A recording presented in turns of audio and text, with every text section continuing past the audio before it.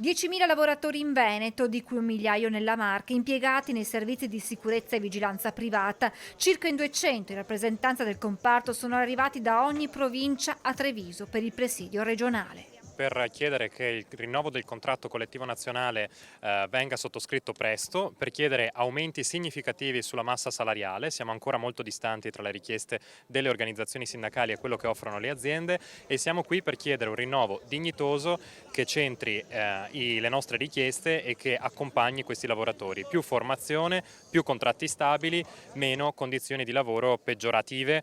A questo si aggiungono orari di lavoro che rendono complicata la conciliazione tra vita privata e professionale. Sono lavoratori che lavorano nella stragrande maggioranza durante l'orario notturno, pertanto per poter, come dicevamo prima, garantire a se stessi e alla propria famiglia una retribuzione dignitosa sono costretti a fare tante ore anche di straordinario, pertanto lavorando la notte fanno 10, 12, anche 13 ore di lavoro. Quando la famiglia sta per iniziare la giornata, il più delle volte loro devono andare a dormire. Per Marchetti della Tux Will regionale c'è poi un paradosso legato al settore della vigilanza in continua evoluzione. Sia i servizi fiduciari che le guardie giurate operano comunque in appalti pubblici, lavorano in servizi sempre più specializzati dove viene chiesta sempre più specializzazione, quindi in cambio della specializzazione non hanno il salario.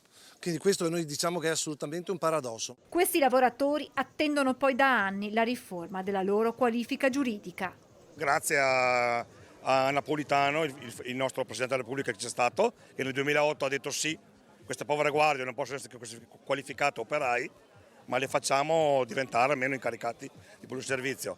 Stiamo aspettando questa qualifica di pubblico ufficiale, speriamo, come le altre forze dell'ordine. Se non dovessero arrivare queste risposte? Continueremo la mobilitazione anche utilizzando lo sciopero in coordinamento con le nostre segreterie nazionali e in maniera unitaria.